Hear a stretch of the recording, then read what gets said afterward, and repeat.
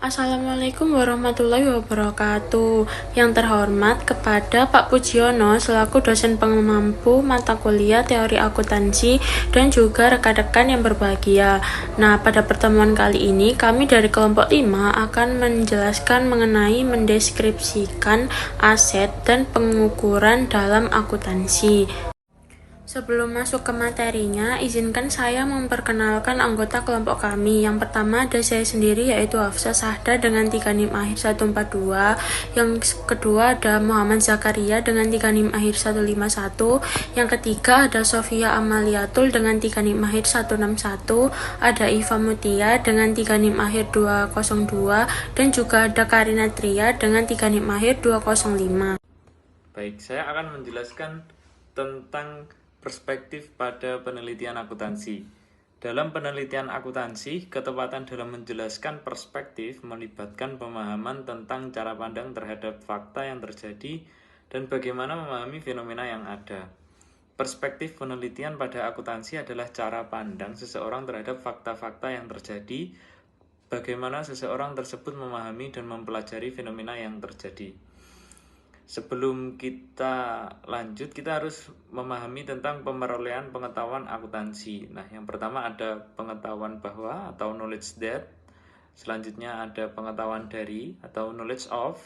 Yang selanjutnya lagi ada pengetahuan berdasarkan pengetahuan bagaimana atau knowledge how.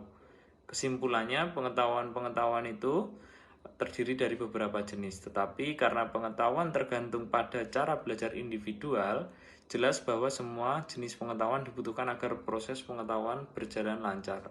Selain itu, setiap jenis pengetahuan mempunyai orientasi waktu yang berbeda yang merefleksikan perbedaan perannya dalam proses pengetahuan.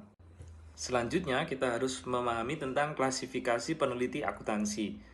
Terdapat berbagai kemungkinan kerangka kerja untuk mengklasifikasikan para peneliti secara umum.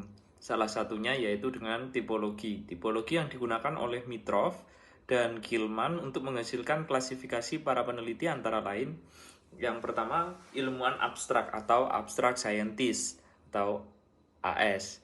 Ilmuwan abstrak merupakan seseorang yang mempunyai kepribadian penginderaan pemikiran, dimotivasi dengan perilaku, bertanya dengan metodologi dan logika yang tepat, berfokus pada kepastian dan mudah dijelaskan serta konsisten.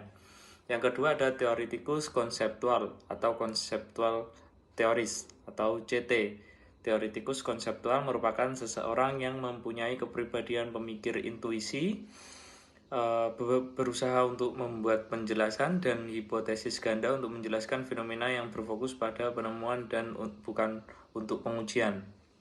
Yang ketiga ada humanis khusus atau particular humanist atau PH, merupakan seseorang yang mempunyai kepribadian penginderaan, perasaan yang terkait dengan keunikan khusus setiap manusia serta menyadari bahwa setiap manusia adalah media yang unik.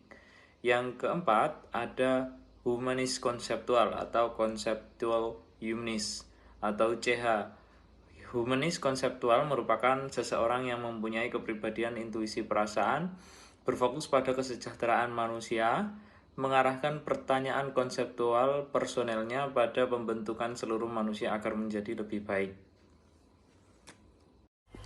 Di sini saya akan menjelaskan terkait ideografis dan juga nomotetis. Nah, istilah ideografis dan juga nomotetis sendiri itu diperkenalkan oleh filsuf Jerman yang bernama Wilhelm Windelband pada akhir abad ke-19 untuk membedakan dua pendekatan di dalam ilmu pengetahuan. Nah, pendekatan ideografis sendiri itu berfokus pada pemahaman peristiwa atau fenomena unik secara mendalam. Nah, sementara pendekatan nomotetis digunakan untuk mengeneralisasi atau hukum universal yang dapat diterapkan secara luas. Nah, tujuan perspektif ideografi sendiri yaitu untuk menggali pemahaman yang mendalam tentang konteks spesifik, seringkali melalui metode kualitatif seperti studi kasus, wawancara, atau observasi. Nah, aplikasi perspektif ideografi sendiri di dalam akuntansi yaitu digunakan untuk memahami praktik akuntansi di dalam konteks tertentu seperti budaya organisasi atau lingkungan bisnis spesifik tanpa berusaha membuat generalisasi luas. Nah, yang Yang kedua ada perspektif nomotetis. Nah, perspektif ini menggunakan pendekatan yang berusaha menemukan hukum atau prinsip umum yang dapat diterapkan secara luas melalui pengumpulan dan analisis data kuantitatif. Nah, tujuannya sendiri yaitu untuk mengidentifikasi pola atau hubungan yang konsisten yang dapat digeneralisasikan ke populasi yang lebih besar. Nah, aplikasi perspektif nomotetis di dalam akuntansi sendiri yaitu melibatkan penggunaan data statistik untuk menemukan tren atau hubungan umum di dalam praktik akuntansi. Nah, seperti analisis rasio keuangan atau studi korelasi antara variabel akuntansi. Selanjutnya, perspektif dalam penelitian akuntansi. Beberapa perspektif utama yang digunakan dalam penelitian akuntansi yaitu yang pertama ada perspektif normatif. Nah, perspektif normatif ini menekankan pada bagaimana akuntansi itu seharusnya dilakukan berdasarkan prinsip-prinsip teoretis dan logis. Nah, pendekatan ini tuh seringkali menghasilkan standar akuntansi yang ideal, namun kurang mempertimbangkan praktik yang ada di dunia nyata. Yang kedua ada perspektif positif. Perspektif positif ini berbeda dengan perspektif normatif karena pendekatan positif ini tuh berfokus pada bagaimana akuntansi sebenarnya dilakukan dalam praktik. Nah, penelitian dalam perspektif ini tuh mencoba menjelaskan dan memprediksi perilaku akuntansi berdasarkan bukti empiris. Yang ketiga ada perspektif etis.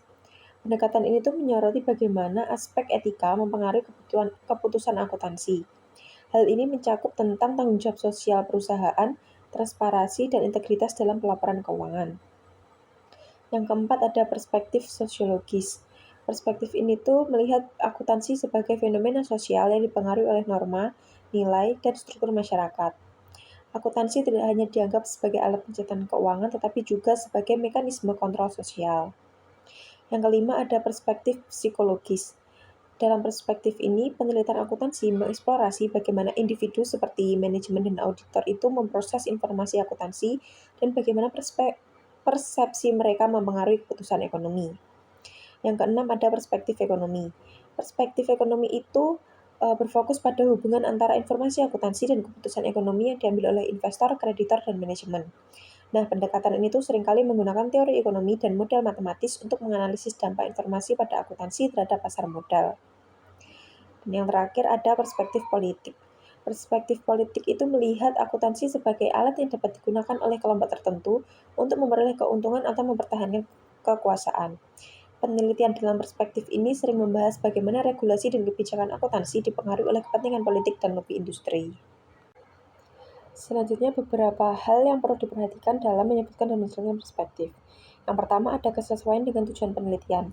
Perspektif yang dipilih itu harus sesuai dengan tujuan penelitian. Misalnya, jika penelitian bertujuan untuk mengembangkan standar akuntansi yang ideal, maka perspektif normatif lebih tepat untuk digunakan. Yang kedua, dukungan bukti empiris.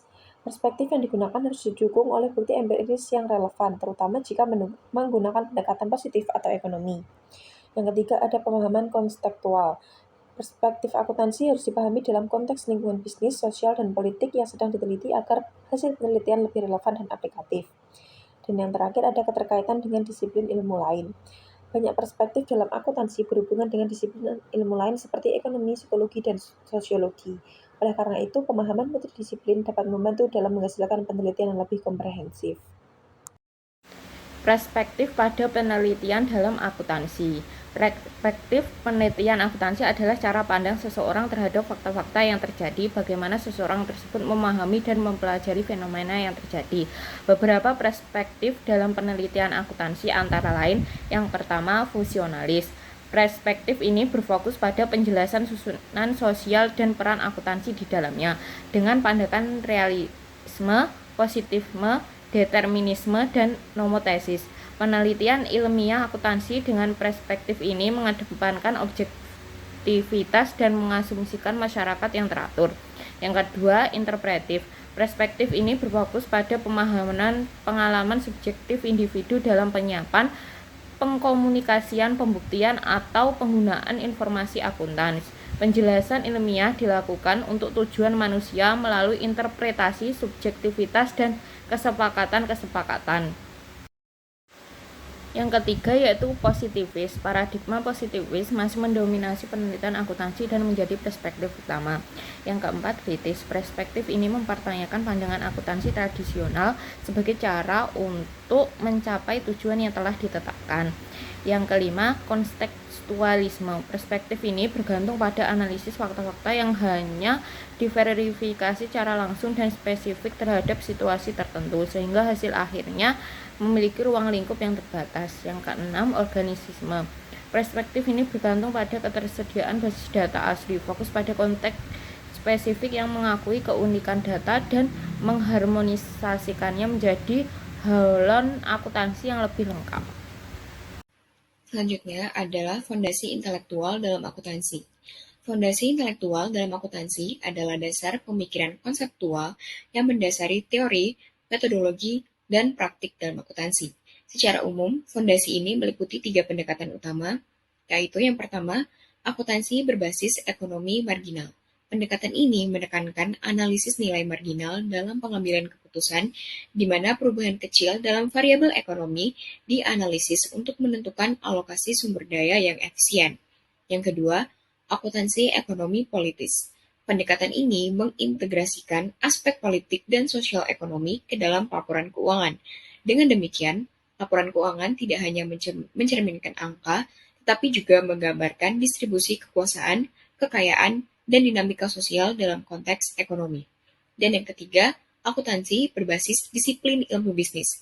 Pendekatan ini mengaitkan akuntansi dengan disiplin ilmu bisnis lainnya seperti manajemen, keuangan, dan pemasaran.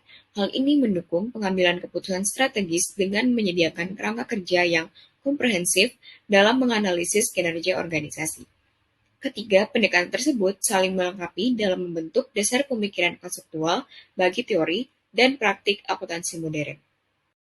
Sekian pemaparan materi hari ini. Mohon maaf apabila ada salah kata. Terima kasih. Wassalamualaikum warahmatullahi wabarakatuh.